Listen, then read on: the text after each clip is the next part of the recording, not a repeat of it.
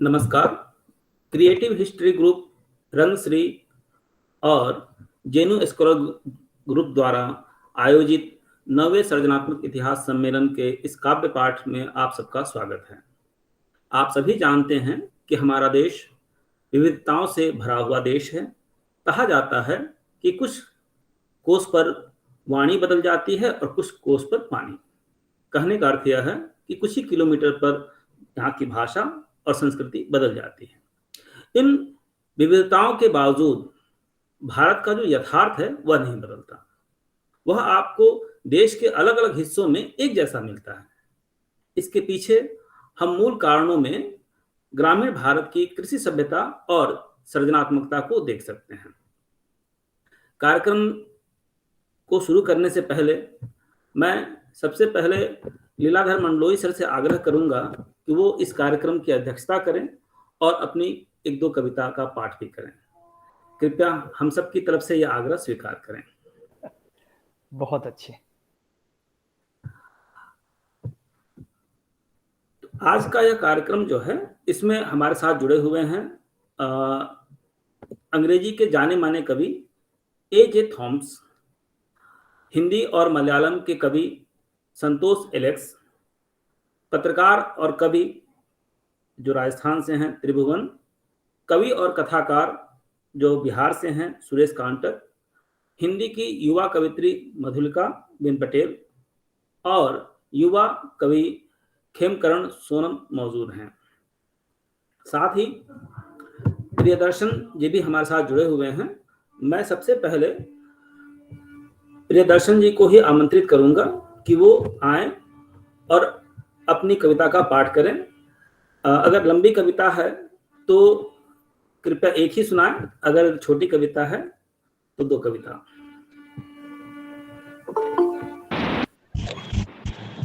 उज्जवल जी शायद प्रियदर्शन जी रहेंगे अंत तक, तो उनको कहीं जाना था, जाएंगे नहीं, तो आप क्रम से ही बुला सकते हैं। जी जी ठीक। तो मैं सबसे पहले बुलाना चाहूंगा, काव्य पाठ को प्रारंभ करने से पहले मैं सबसे पहले जो युवा कवि हैं खेमकरण सोमन, उनको आमंत्रित करना चाहूंगा। खेमकरण जी एक अनुभवी समृद्ध युवा कवि हैं और इनकी रचनाएं विभिन्न पत्र पत्रिकाओं में प्रकाशित हुई हैं। इनकी कविताएं अपने समय की सच्चाई और विकट संघर्ष को से दो चार होती हैं। खेमकरण जी, आप अपनी कविताओं के साथ मंच पर आए। हार्दिक धन्यवाद आलोक जी। मैं सभी आदरणीय वरिष्ठ को प्रणाम करता हूं और सीधे अपनी जो बात है अपनी कविता द्वारा ही कहता हूं। क्या मेरी आवाज आ रही है? जी हाँ, मेरी बहुत छोटी सी कविता है, बहुत ही छोटी सी कविता, उससे शुरुआत करता हूं। जब भी नया वर्ष लिखना, जब भी नया वर्ष लिखना, पहला शब्द संघर्ष लिखना। अब दूसरी कविता मैं सुना रहा हूं, उसका शीर्षक है मैं नहीं मिलता किसी से। एक बार संकेत मुझे कर दीजिए, क्योंकि इधर आवाज गूंज रही है तो शायद मुझे लगता है मेरी आवाज पहुंच नहीं रही है। आ रही है, बोलिए। बहुत अच्छा जी। मैं नहीं मिलता किसी से, मेरा विश्वास अब विश्वास त्याग चुका है, मेरे व्यवहार की धुनें अब कर्ण प्रिय नहीं रही। सहयोग असहयोग में बदल गया है, भावनाएं भी दुर्भावनाओं में। शाम का सूरज बनकर ढलकर अब मैं निस्तेज हो गया हूं। मेरी हंसी मुस्कान क्रोध में परिवर्तित हो गई हैं। जीवन के उद्देश्य भी कर चुके हैं आत्महत्याएं। मैं नहीं मिलता किसी से, बस घर में बंद रहते हुए देता हूं गांव समाज को खूब गालियां। कोई स्वप्न भी नहीं है अब मेरी आंखों में। ऐसी कोई भी खबर कभी पहुंचे तुम तक और तुम अलग हो जाओ मुझसे, इससे पहले ही पहुंच जाना चाहता हूं मैं तुम तक।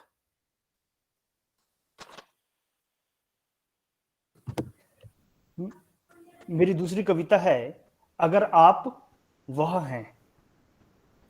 अगर आप वह हैं तो इसका मतलब यह नहीं कि आप किसी के चमचे हो जाएं।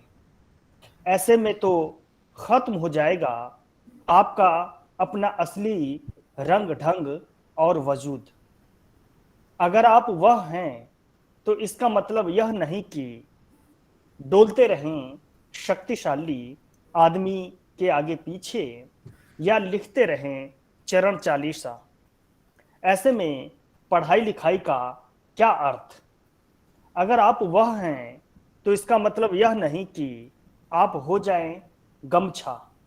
ऐसे में तो कोई भी डाल लेगा अपने कंधे पर, पोंछने लगेगा हाथ मुंह और गंदा होने पर फेंक देगा एक कोने में। अगर आप वह हैं तो इसका मतलब यह नहीं कि आप हो जाएं लड्डू, पिस्ता, बर्फी। ऐसे में तो कोई भी उठाकर खा लेगा। फिर क्या होगा अगर आप वह हैं यानी युवा? ये तो क्या मुझे समय है या मेरी बात? एक और कविता का। जी हाँ, एक कविता।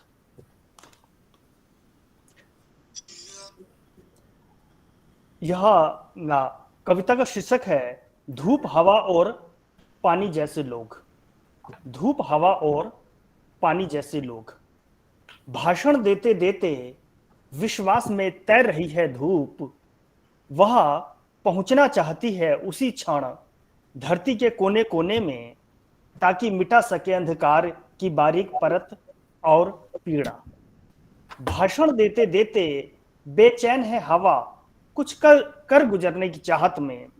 किसी युवा मन की तरह वह पहुंचना चाहती है उसी क्षण प्रत्येक मनुष्य के फेफड़ों में, ताकि बना सके उसे जीवंत, निरोगी, निष्पक्ष और हरा भरा। भाषण देते देते पारदर्शी व्यक्तित्व पानी खींचता है पारदर्शी लकीरें। वह तैयार है उसी क्षण ठोस, द्रव और गैस बनने के लिए, ताकि दूर कर सके अपने किसी भी रंग रूप में जीवन समाज की समस्याएं। बहुत जरूरी है अब राजनीति और सत्ता की धरती पर धूप, हवा और पानी जैसे लोग। धन्यवाद। बहुत बहुत धन्यवाद। आपकी कविताएं युवाओं को संदेश देती हैं कि वो अपना अस्तित्व बचाए रखें, सत्ता के इर्द गिर्द न डोलते फिरे, न लड्डू बने, न गमछा बने। बहुत बहुत धन्यवाद खेमकरण जी। अब मैं हिंदी और भोजपुरी के महत्वपूर्ण रचनाकार सुरेश कांटक को काव्य पाठ के लिए आमंत्रित करता हूं। कांटक जी बिहार के बक्सर जिले से हैं और इनकी कविताओं में ग्रामीण जनजीवन पूरी तरह से झलकता है, उनसे जुड़ा हुआ दिखता है। आदरणीय कांटक जी, आप अपनी कविता का पाठ करें।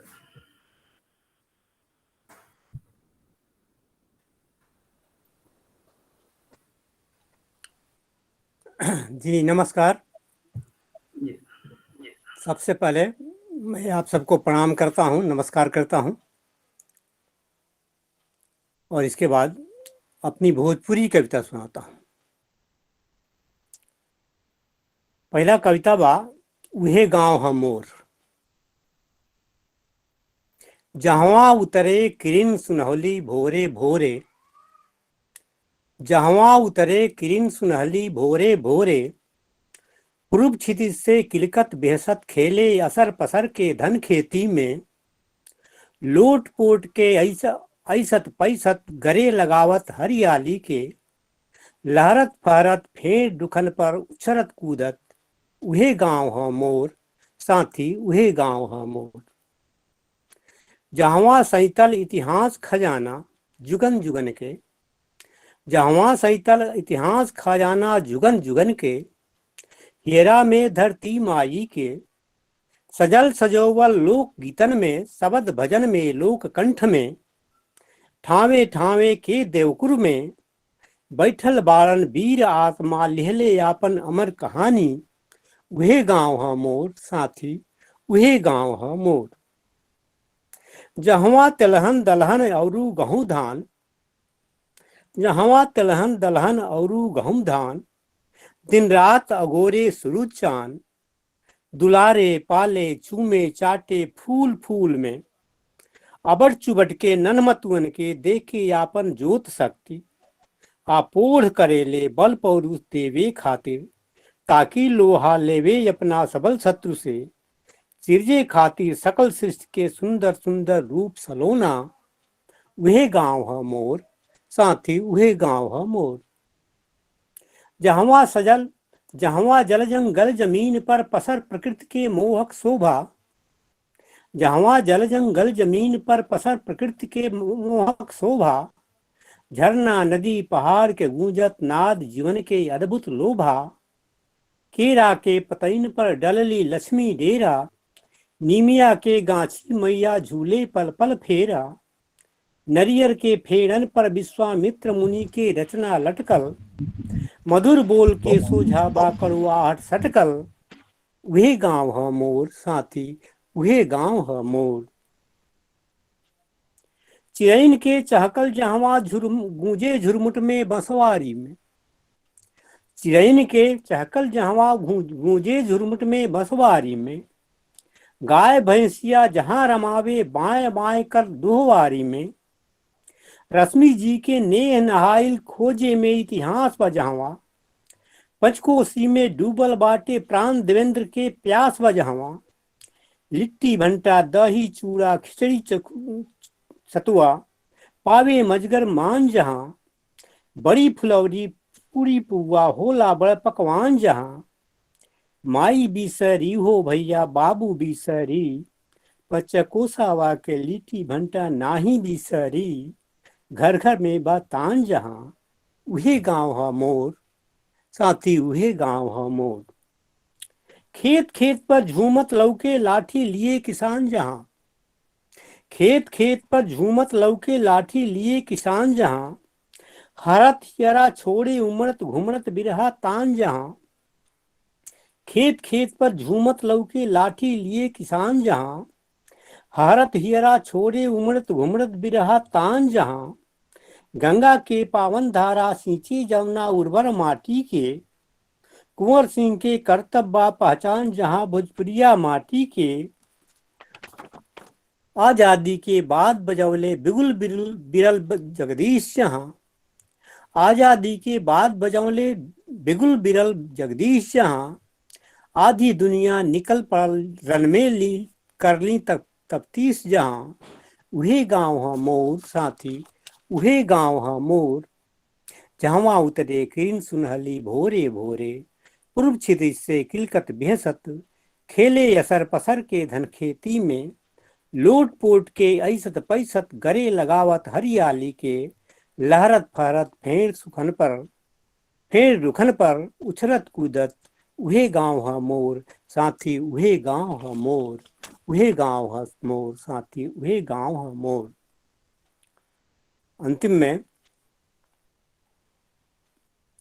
खेतवा बधरिया में लहरत की अरिया में, खेतवा बधरिया में लहरत की अरिया में, उतरे किरनिया सलोर ये बबुआ, उतरे किरनिया सलोर ये बबुआ, देख ई गौआ हमोर ये बबुआ, देख ई गौआ हमोर ये बबुआ, देख ई गौआ हमोर। पुरखन के जहवा बा बिखरल कहानी, पुरखन के जहवा बा बिखरल कहानी, गितियन में सैते शहीदन के पानी, गितियन में सैते शहीदन के पानी, पैसल दर्द पोर पोर ये बबुआ, पैसल दर्द पोर पोर ये बबुआ, देख ई गौआ हमोर ये बबुआ, देख ई गौआ हमोर। तिलहन दलहन गहम औरू धनवा, तिलहन दलहन गहम औरू धनवा, उपजावे जग खातिर देके परनवा। मनवा में कौनो न चोर ये बबुआ, मनवा में कौनो न चोर ये बबुआ, देख ई गौआ हमोर ये बबुआ, देख ई गौआ हमोर। खेतवा बधरिया में लहरत की अरिया में, उतरल किरनिया सलोर ये बबुआ, उतरल किरनिया सलोर ये बबुआ, देख ई गौआ हमोर ये बबुआ, देख ई गौआ हमोर ये बबुआ, देख ई गौआ हमोर। धन्यवाद, नमस्कार आप सबके। बहुत सुंदर, बहुत सुंदर, बहुत बहुत धन्यवाद सर।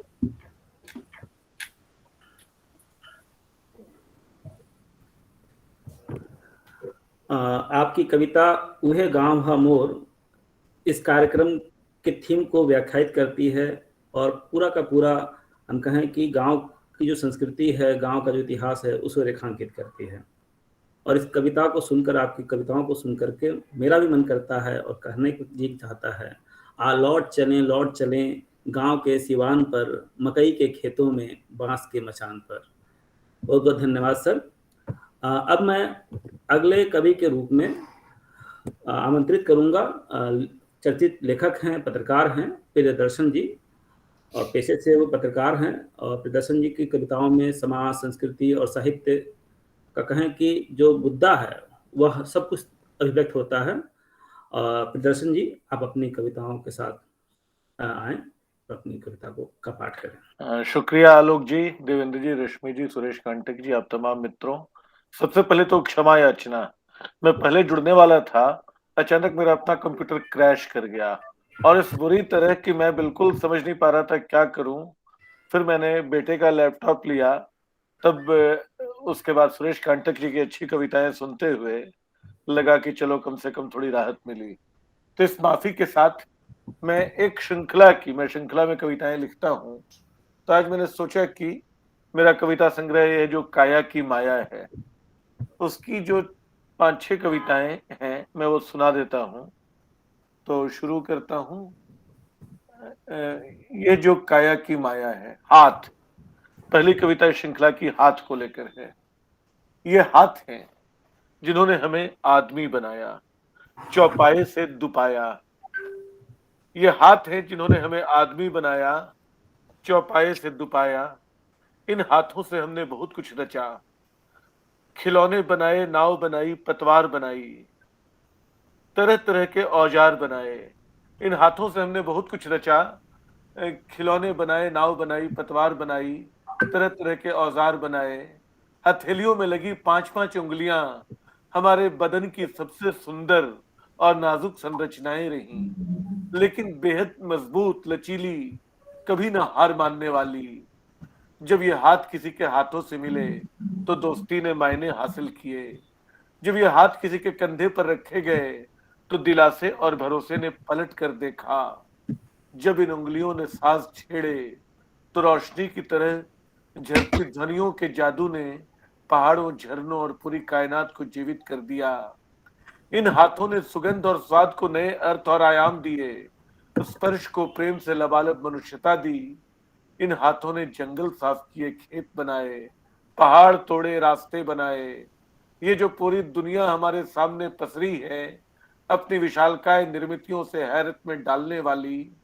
ये जो दुनिया हमारे सामने पसरी है, अपनी विशालकाय निर्मितियों से हैरत में डालने वाली, उसके बारे में सोच कर देखिए तो अजब सा लगता है। आखिर ये दुनिया हमारी दोनों हथेलियों से लगी 5-5 छोटी उंगलियों का ही तो करिश्मा है। हाथ के बाद पांव। पांव ने भी कभी शिकायत नहीं की, तब भी जब हाथों ने चलने से हाथ खींच लिया और रास्ता तय करने का काम पांव पर छोड़ दिया। वे चुपचाप चलते रहे, रास्ते के कांटे झेलते हुए, फफोलों और छालों को साथी बनाते हुए। बदन का पूरा बोझ अपने घुटनों और कुंडलियों पर ढोते हुए। खुरदरापन हाथों में भी आया, लेकिन पांव तो जैसे खुरदरेपन की कहानी हो गए। इस सफर में ऐसा भी वक्त आया होगा जब तार तार पांव चलने लायक नहीं बचे होंगे, तब हथेलियों ने निकाले होंगे कांटे, तलवों को सहलाया होगा और फिर पांवों ने घिसट घिसट कर आगे का रास्ता तय किया होगा। सारी नदियां, सारे समंदर, सारे पहाड़ इन्हीं पांवों ने लांघे। क्या ये भी कम अजूबा है? हाथ पांव के बाद आंख। आंखें बहुत कुछ देखने से वंचित रह गईं, लेकिन फिर भी आंखों ने बहुत कुछ देखा। एक लगभग गोलाकार पृथ्वी की चौरस लगती बेडौल संरचनाओं की सुंदरता, सदियों से पछाड़ खाते समंदर की लहरों का उठना गिरना, नदियों का बल खाना, वृक्षों का हवा में लहराना, खिलखिलाते हुए झरनों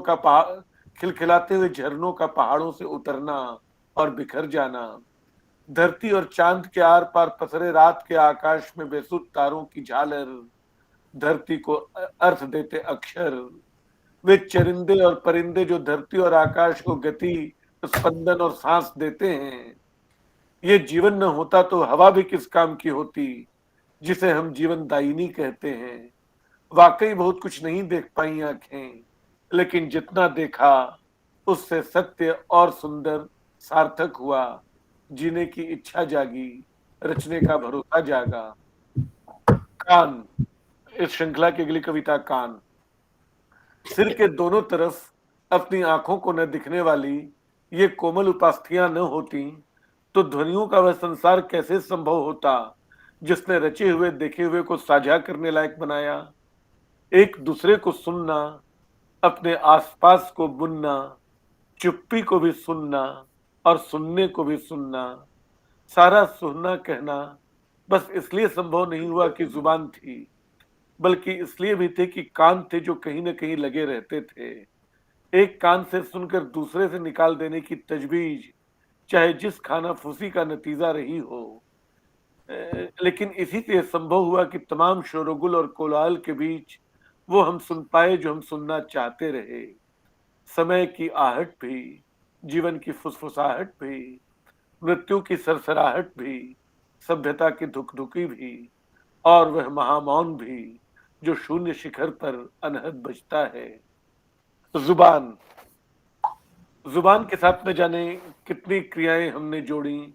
मंडलोई जी, अभी आप पे नजर पड़ी, नमस्कार। जुबान एक सीरीज की कविताएं, मैं आपको भी याद कर रहा था पढ़ते हुए इनको। जुबान के साथ न जाने कितनी क्रियाएं हमने जोड़ी। जुबान चलाने का बुरा माना, जुबान फिसलने का और बुरा माना, जुबान देना और निभाना मुश्किल पाया, जुबान काटना जितना आसान लगा उतना ही असंभव साबित हुआ। दरअसल सारे खेल जुबान ने किए, उसे समझना और समझाना सबसे मुश्किल काम रहा। जिन्होंने तोलने और बोलने के हुनर को बड़े अभ्यास से साधा और ये मान लिया कि जुबान पर पक्का नियंत्रण ही उनकी सफलता और स्वीकृति की गारंटी बना हुआ है, उन्हें भी यह समझ में नहीं आया कि इस बालिश्त भर की चीज ने कैसे चुपचाप और बेखबर उनकी पोल खोल दी कि बोलना ही बोलने का हिस्सा नहीं है, न बोलना भी बोलने का ही हिस्सा है, कि बेहद मुलायम और लचीली लगने वाली जुबान जब हम खुलती है तो हम चाहे न चाहें सच और झूठ के पर्दे भी खुलते चलते हैं। और आखिरी कविता, यह जो काया की माया है सीरीज की, जो मेरे पाठ की आखिरी कविता भी साबित होगी। दिल और दिमाग। ठीक ठीक नहीं मालूम दोनों में क्या फर्क है। दिल दिमाग की सुनता है या दिमाग दिल की, या दोनों अपने अपने रास्ते चलते हैं, या फिर कभी दिल दिमाग की सुन लेता है और दिमाग दिल की। इन पेचीदा सवालों के बीच की सरल सच्चाई बस इतनी है कि दिल और दिमाग के रिश्ते ने दुनिया बनाई भी तोड़ी भी। इनकी वजह से कभी हाथ आतताई बने, कभी पांव भगोड़े। इनकी वजह से आंखें समय पर कहीं मुड़ गई। इन्होंने कानों से कहा बिल्कुल बंद और जुबान से कहा एकदम चुप। इन्होंने साहस को दुस्साहस में बदला, कृति को दुष्कृति में। इन्होंने क्रोध को प्रतिशोध से जोड़ा और इन्होंने ही बाद में प्रायश्चित भी किया। इंसानियत इनकी वजह से जिंदा है, इंसानियत इनकी वजह से शर्मिंदा भी है। इंसानियत इनकी वजह से जिंदा भी है, इंसानियत इनकी वजह से शर्मिंदा भी है।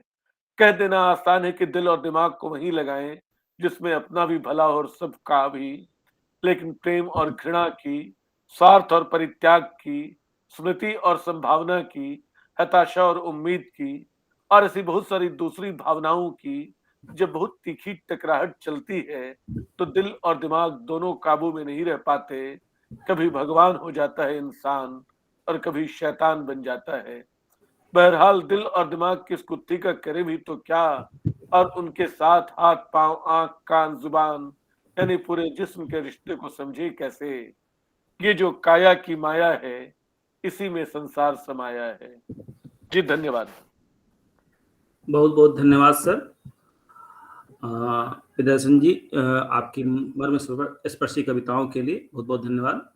अब मैं इस कड़ी में काव्य पाठ के लिए आमंत्रित करता हूं त्रिभुवन जी को।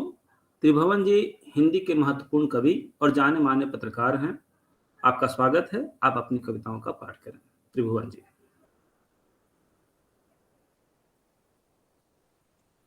त्रिभुवन जी शायद जुड़े नहीं है लग रहा है। जी, तो मैं अगले कवि के रूप में आमंत्रित करता हूं संतोष एलेक्स जी को काव्य पाठ करने के लिए आमंत्रित करता हूं। संतोष जी केरल के रहने वाले हैं और हिंदी और मलयालम के महत्वपूर्ण कवि हैं। इन्हें अपनी रचनाओं के लिए कई पुरस्कार से सम्मानित किया जा चुका है। और संतोष जी, आप अपनी कविताओं का पाठ करने के लिए आमंत्रित। सभी को नमस्कार। संजय चौबे जी सर को मैं शुक्रिया अदा करता हूं जिन्होंने मुझे इस प्रकार का एक मौका दिया। मैं छोटी छोटी 4 कविताओं का पाठ करना चाहूँगा। पहली कविता का शीर्षक है माँ। माँ ने 10वीं तक की ही पढ़ाई की थी, समझदार थी वह पढ़े लिखे लोगों से भी। माँ ने 10वीं तक की ही पढ़ाई की थी, समझदार थी वह पढ़े लिखे लोगों से भी। दुख इस बात का नहीं कि माँ अब नहीं रही, दुख इस बात का है कि जीते जी वह अपने लिए नहीं जी।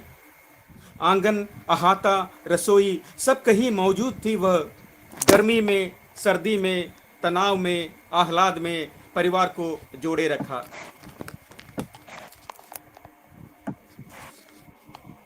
स्कूल से लौटने पर एक दिन मैं उसके लिए आंवला ले आया। उस दिन रसोई के अंधेरे में खड़ी होकर वह बहुत रो पड़ी। वह आधा सोई आधा जागी और हम बड़े हुए। वह आधा सोई आधा जागी और हम बड़े हुए। खुशी इस बात की है कि परिवार की सदस्यों की यादों में, सांसों में जीती है वह आज भी। खुशी इस बात की है कि परिवार के सदस्यों की यादों में, सांसों में जीती है वह आज भी। दूसरी कविता का शीर्षक है मिट्टी। गांव से शहर पहुंचने पर मिट्टी बदल जाती है। गांव से शहर पहुंचने पर मिट्टी बदल जाती है। गमलों में सीमित है शहर की मिट्टी, गांव की मिट्टी चिपक जाती है मेरे हाथों एवं पांवों से। मिट्टी को धोने पर भी उसकी सोंधी गंध रह जाती है। मिट्टी सांस है मेरी, ऊर्जा है मेरी, पहचान है मेरी। अपने पांव तले की मिट्टी को अरसे से बचाए रखा है मैंने। मिट्टी की न कोई जात है न धर्म।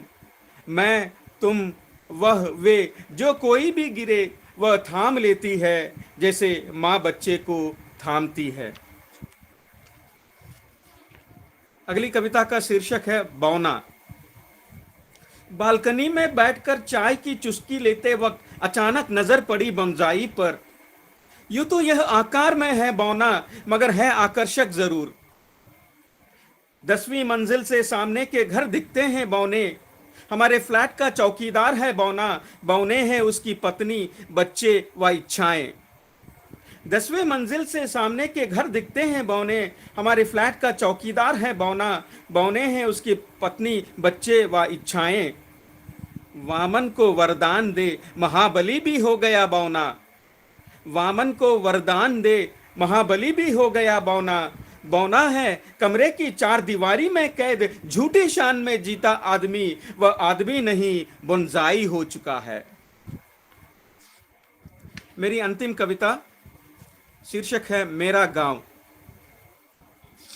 सालों बाद गांव हो आया, गांव से लौटने पर एक अजीब सी ऊर्जा होती थी, लेकिन इस बार मेरे गांव की चाय की दुकान रंगीन हो गई है लेस, चीटोस व चीज बॉल से।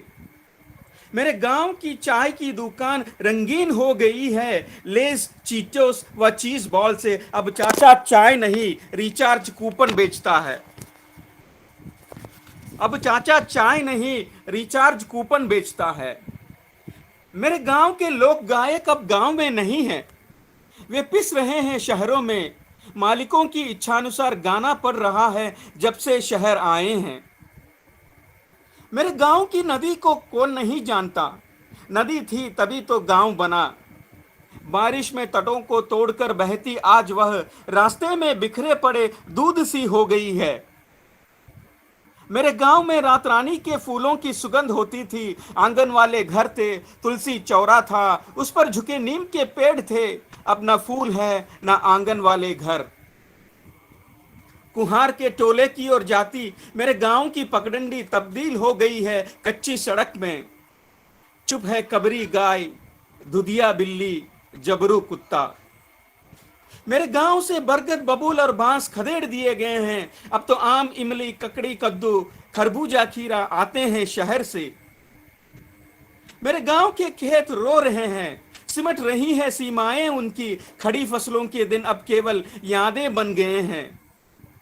मेरे गांव के नीम हकीम हलवाई को निगल लिया है सुपरमार्केट ने। अब सब कहीं प्लास्टिक की बोतल, कैरी बैग। मेरे गांव के नीम हकीम हलवाई को निगल लिया है सुपरमार्केट ने। अब सब कहीं प्लास्टिक की बोतल, कैरी बैग। मेरा गांव अब ना पूरा शहर है ना पूरा गांव। बहुत बहुत धन्यवाद। बहुत बहुत धन्यवाद सर, बेहद ही मर्मस्पर्शी कविता। और आपकी कविताओं में गांव को बदलने का जो दुख है बहुत दर्द के साथ झलकता है। बहुत बहुत धन्यवाद सर। अब मैं आगे चलते हुए आमंत्रित करता हूँ ए.जे. थॉमस सर को कि वो कविता पाठ करने के लिए आए। थॉमस सर अंग्रेजी के वरिष्ठ कवि हैं और साहित्य अकादमी द्वारा प्रकाशित जो चर्चित पत्रिका है इंडियन लिटरेचर, उसके संपादक रह चुके हैं।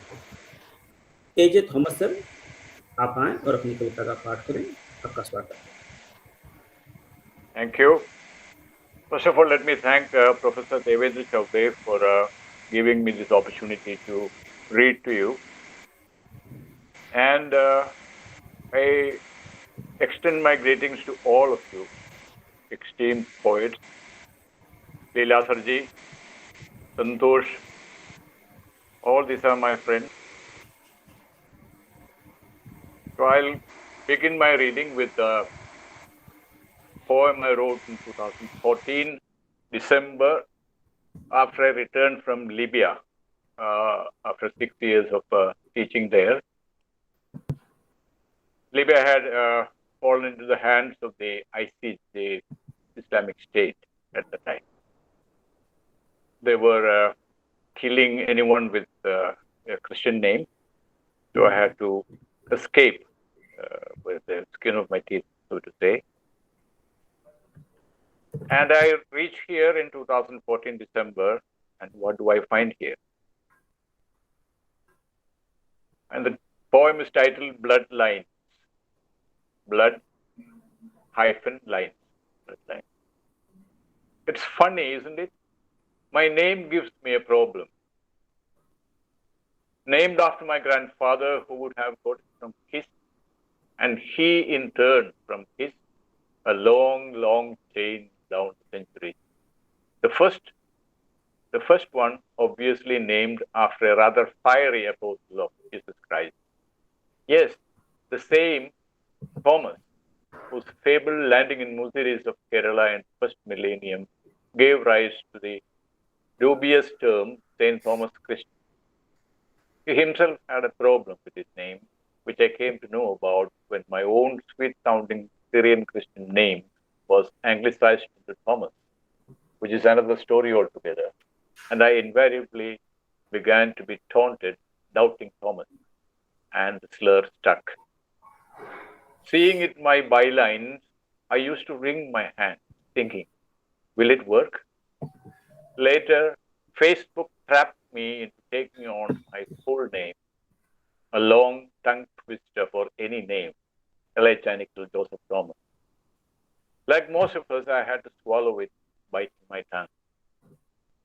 I was in trouble again recently, owing to my name, in an alien milieu where I would have had to face the option of my throat being slit, execution style, or changing my name.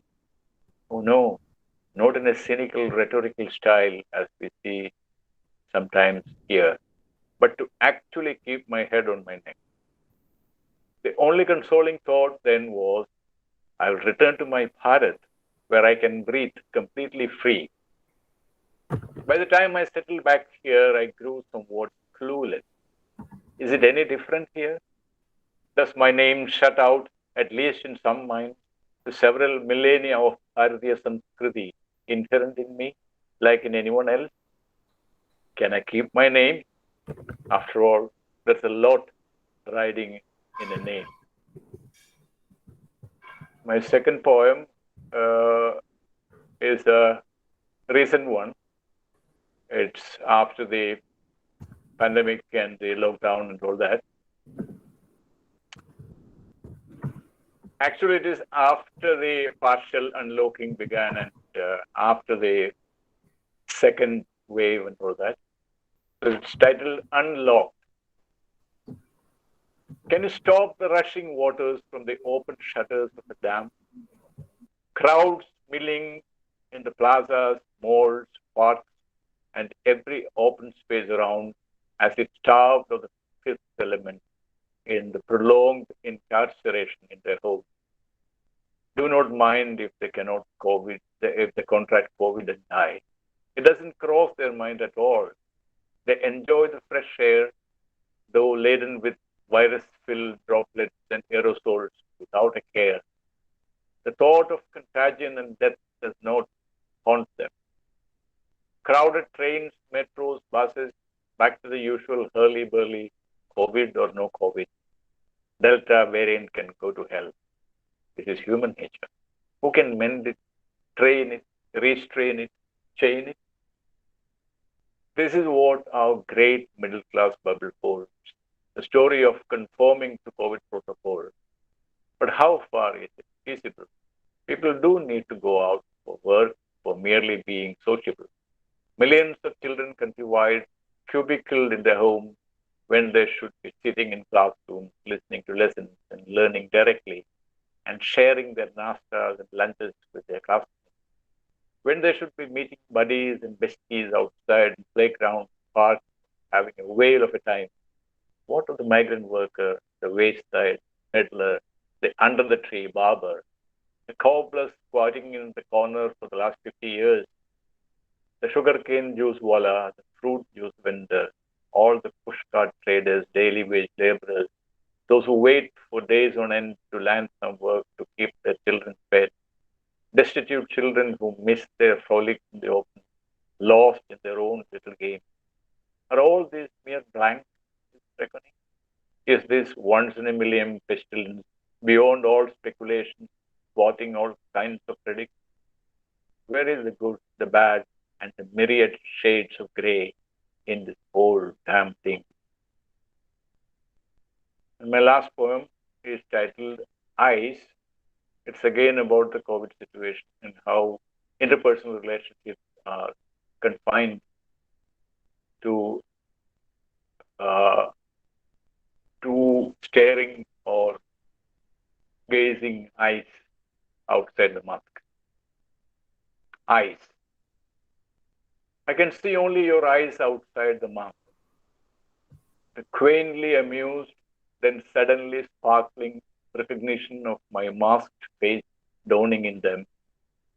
As your heart surges, the fire suddenly burns in your eyes. The bashful pursing of your lips, well concealed behind the cloak. The forward thrust of your body to fall into my arms, arrested midway on second thoughts of keeping the distance. Withdrawing the outstretched hand, shying away for want of glove. Unable to meet on campus, locked down for more than a year, missing your hug for so long, forgetting the warmth of your body's light press, avid to at least hold your hand, but you withdrew. The whole sequence of movements in this weird choreography, the phantom of a fiery lip lock groans. Now we can only stand 2 meters apart, hands crossed across our chests, and merely love with our eyes, employing Navarasa bhavas to the full. Thank you. Thank you, Chaubeji. Good evening.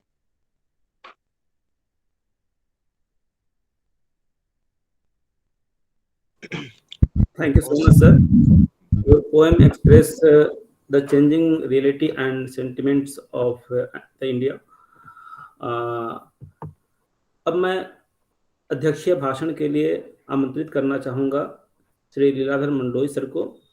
Leeladhar मंडोई sir की प्रतिष्ठा एक कवि के रूप में है। उन्होंने कविता के साथ साथ गद्य साहित्य भी लिखा है और इनकी कविताओं में छत्तीसगढ़ की संस्कृति झलकती है, वहाँ की मिठास झलकती है। और मैं ज़्यादा समय न लेते हुए सीधे अध्यक्षीय भाषण के लिए लीलाधर मंडोई सर को आमंत्रित करता हूँ और साथ ही साथ एक आग्रह करता हूँ कि वो अपनी भी एक दो कविताएं सुनाएं। नमस्कार साथियों, मुझे लगता है कि इतना अधिक समय हो गया है और अध्यक्षीय उद्बोधन जैसी किसी बात का अवसर बहुत कम है, लेकिन इसके बाद भी मैं दो एक चीजें तो जरूर कहना चाहूँगा। सबसे पहले तो जिन कविताओं को हमने सुना वो हमारे ज्ञात जीवन की कविताएं हैं, कहीं कहीं ज्ञात से अज्ञात जाने की एक जिजीविषा दिखाई देती है। लेकिन सबसे जो महत्वपूर्ण बात यह है कि ये माइंडलेस फीलिंग की कविताएं नहीं है।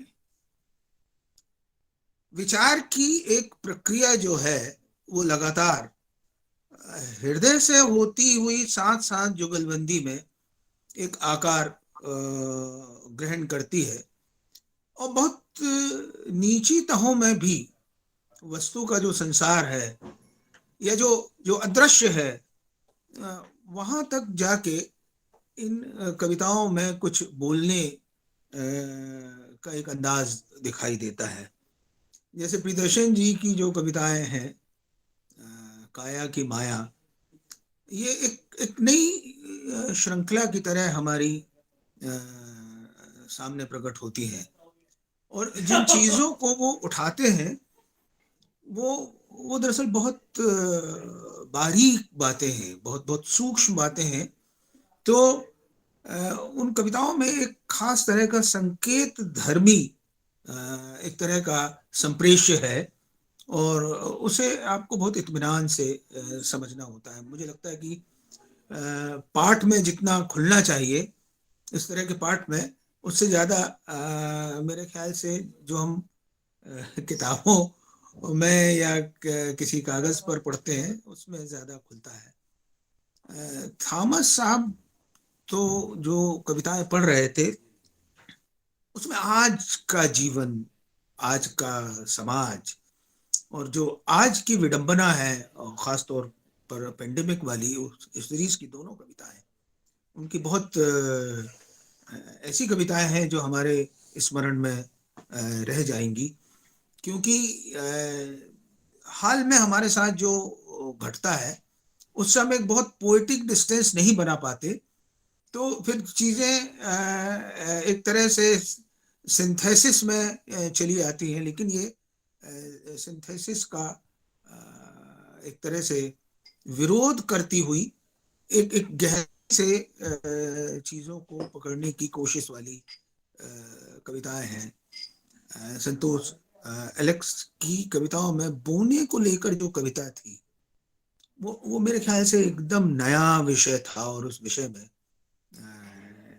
हमारे सामने उस जीवन के बहुत सारी ऐसी चीज़ों के खुलने के इम्कान समझ में आते हैं कि ये जीवन हमसे हमारी कविताओं में उस तरह से मेरे ख्याल से अछूता रहा।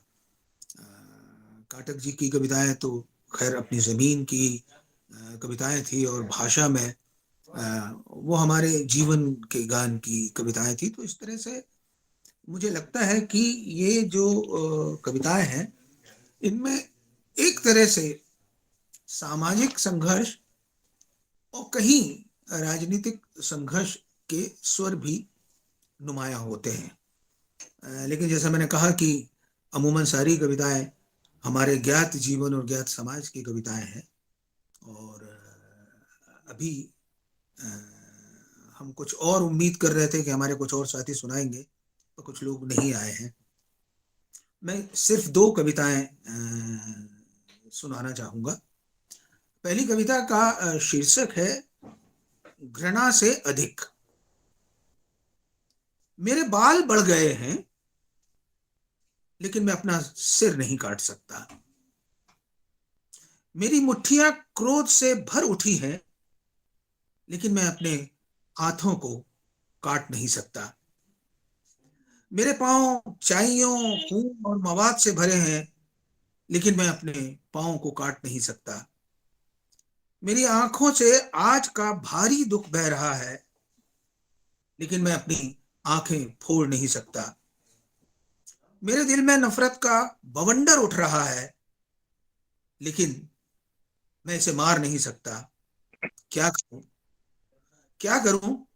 इसमें दुश्मन के खिलाफ घृणा से अधिक, क्या करूं? इसमें दुश्मन के खिलाफ घृणा से अधिक इस दुनिया के लिए मोहब्बत है, मोहब्बत है। और एक कविता है कोई दूसरी मिसाल। उसने बोलने के सारे मैदान जीत लिए। उसने बोलने के सारे मैदान जीत लिए। कतारों में झुके सरों को देखकर वो बेहद खुश होता है। अगर रसूखदारों का सलाम ना पहुंचे तो वो बेचैन हो उठता है, इतना कि बेचैनी तौबा कर उठे। अगर रसूखदारों का सलाम ना पहुंचे तो वो इतना बेचैन हो उठता है कि बेचैनी तौबा कर उठे। सर के बालों से लेकर नाखूनों तक वो बादशाह है। वो रास्ते भटकाने वाला रहनुमा है। सच्चे रास्तों से उसे नफरत है। सच्चे रास्तों से उसे नफरत है। वह ऐसे ऐसे हुक्म देता है जिनकी नजीरें मिलना नामुमकिन। वह जिनकी पैरवी करता है इंसान उनके पैरों की धूल है। वह धूल को माथे पर लगाने के नाटक में माहिर है और धूल माथे पर ना लगे इसका बाकायदा ख्याल रखता है। वह मानता है सारी दुनिया उसके रहमो करम पर है। वह गुजर गए लोगों को भी बख्शता नहीं। इतना बड़ा महबूब मानता है अपने आप को कि किसी और को कुछ मानता ही नहीं। इतना बड़ा महबूब मानता है अपने आप को कि किसी और को कुछ मानता ही नहीं। ऐसा बेमिसाल है कि कोई दूसरी मिसाल नहीं। वो ऐसा बेमिसाल है कि कोई दूसरी मिसाल नहीं। ऊपर वाले ऐसी मिसाल बनाकर अब तो बाज आ, ऐसी मिसाल बनाकर अब तो बाज आ। शुक्रिया, शुक्रिया दोस्तों। और मैं देवेंद्र जी का और क्रिएटिव हिस्ट्री का ये जो आयोजन है इसमें जितने लोगों ने भी अपना योगदान दिया उन सब का दिली शुक्रिया अदा करता हूँ। बहुत बहुत शुक्रिया।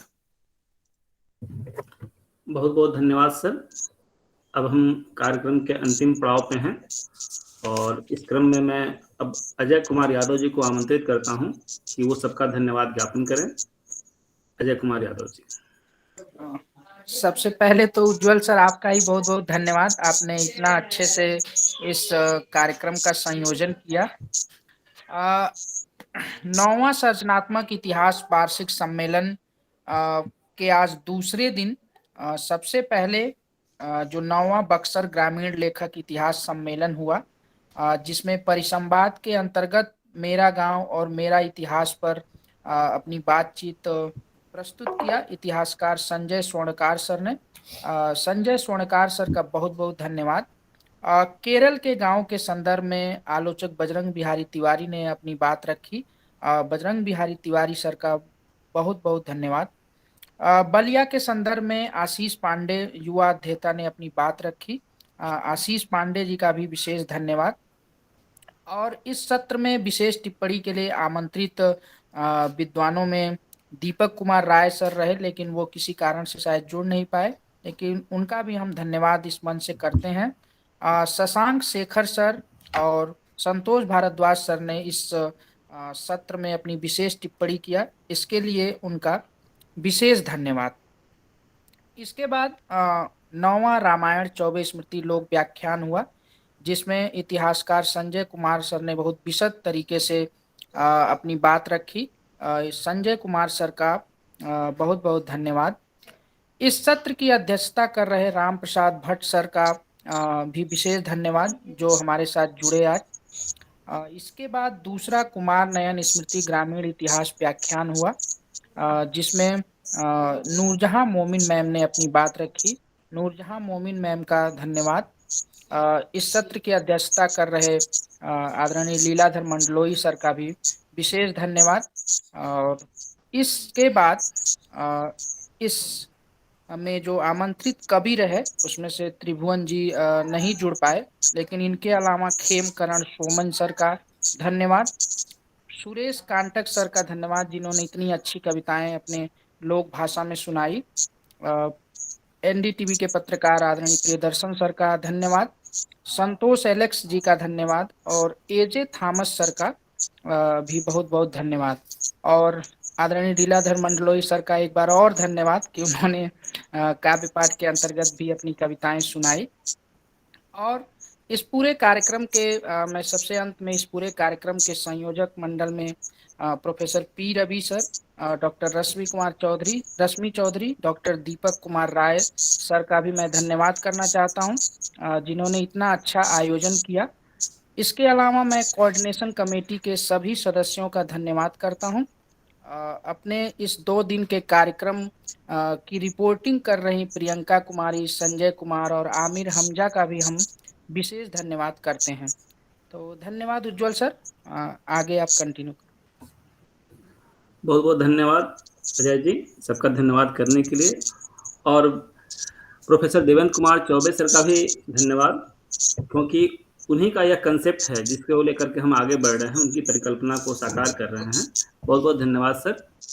और सर की अगर अनुमति हो तो कार्यक्रम को अब। हाँ बिल्कुल, बहुत अच्छा लग रहा है कि किसी बहाने हमारे एजे थॉमस जी जुड़ जाते हैं। और मैं तो चाह रहा था कि केरल वाला सत्र जो कल हो रहा था केरल के गांव पर, तो उससे भी जुड़ते तो और भी अच्छा लगता, लेकिन कल वो बहुत व्यस्त थे, कहीं उनका लेक्चर था और वो 3 बजे से ही शुरू हुआ, इसलिए जुड़ नहीं पाए। मेरी तरफ से भी आप सबके प्रति बहुत आभार व्यक्त करूंगा, धन्यवाद। और मंडलोई जी तो हमारे साथ शुरू में जुड़े हुए हैं, कई बार बहुत सारे काम करा भी लेते हैं। तो मेरी तरफ से पुनः आप सबके प्रति आभार और धन्यवाद। और फिर हम अगले वर्ष इसी तरह 10वें क्रिएटिव हिस्ट्री कॉन्फ्रेंस में मिलेंगे। और जो बातचीत हो रही थी कि मेरा गांव मेरा इतिहास, तो इसी पर क्यों बात करते हैं, तो आप देखेंगे कि हमारा कॉन्सेप्ट है कि पिछली बार हमने उत्तर प्रदेश के गांव को चुना था और इस बार हमने केरल के गांव पर, तो हमारा एक तरह से स्टेट वाला हिसाब बदल रहा है। अगली बार हम शायद उत्तराखंड के गांव पर फोकस करने जा रहे हैं।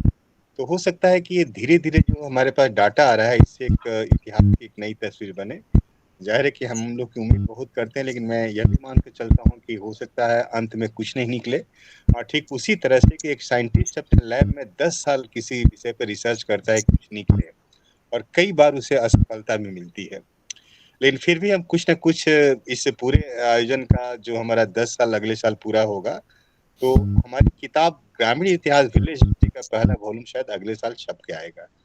वो अखंड करीब तैयार है। 10 साल से जिन विद्वानों ने इसमें भाग लिया है, चाहे गांव, उसमें करीब 12 ऐसे लोग हैं जो गांव में खेती करते हैं, मछली मारते हैं, मछुआरे हैं, मजदूर हैं, लेकिन वो आकर अपने गांव के इतिहास पर हमारे साथ शेयर करते हैं। गांव में जब हमारा कार्यक्रम होता है, और संयोग बस हम लोग 2 साल पिछले साल से ऑनलाइन कर रहे हैं, लेकिन हर बार हम किसी गांव में पहुंचते हैं, वहाँ एक टेंट लगाते हैं, 50-100 कुर्सियां होती है प्लास्टिक की, और राउंड टेबल बैठ कर हम लोग डिस्कशन करते हैं, उसको हम डॉक्यूमेंटेड करने की कोशिश करते हैं। और धीरे धीरे हम कई बार यह भी कोशिश करते हैं, जिनको लिखना नहीं आता उनके साथ तरीके से हम यंग स्कॉलर को लगाते हैं, उस क्षेत्र के उनके साथ बातचीत करके नोट डाउन करते हैं। तो कई बार आप कह सकते हैं कि एक तरह से मतलब आदमी खुद ही अपना इतिहास, अपने गांव के इतिहास के बहाने राष्ट्र के इतिहास को समझने की कोशिश कर रहा है। हो सकता है कि मैंने कहा कि हमें सफलता नहीं मिले, लेकिन हम एक कोशिश कर रहे हैं कि कुछ चीजें निकल करके सामने आए। और इसीलिए मैं पुनः मतलब आप सबने तो धन्यवाद किया ही, लेकिन कंसेप्चुअली जो बहुत सारे लोग जुड़े हुए हैं, प्रोफेसर मणिनाथ ठाकुर हैं, अखलाक साहब हैं, संतोष शुक्ल हैं, हितेंद्र पटेल हैं, सुरेश कांटक, रश्मि जी ने, डॉक्टर रश्मि चौधरी ने शुरुआती दौर में ठीक कहा कि 4-5 लोग हम लोग शुरुआती दौर में इस पूरे कंसेप्ट को लेकर के चले थे। कुमार नयन हमारे बीच अब नहीं रहे, इसीलिए उनके नाम पर हमने मेमोरियल लेक्चर शुरू किया। बक्सर क्षेत्र के थे दीपक राय, शशांक शेखर, सुरेश कांटक, ये सब एक तरह से मतलब शुरुआती दौर के साथी थे 2010 से जब हमने गांव में कार्यक्रम करना शुरू किया। तो पुनः कुमार नयन जी को तो हम याद कर ही रहे हैं, लेकिन पुनः आप सबके प्रति आभार और धन्यवाद की एक अच्छे कार्यक्रम से, एक अच्छे मतलब कहा जा सकता है कि राष्ट्र को समझने का एक जरिया हो सकता है इतिहास, उसके जरिए हम मतलब साहित्य के जरिए भी, लोक के जरिए भी हम राष्ट्र के इतिहास को समझने की कोशिश कर रहे हैं। पुनः आप सबके प्रति बहुत आभार और धन्यवाद। धन्यवाद।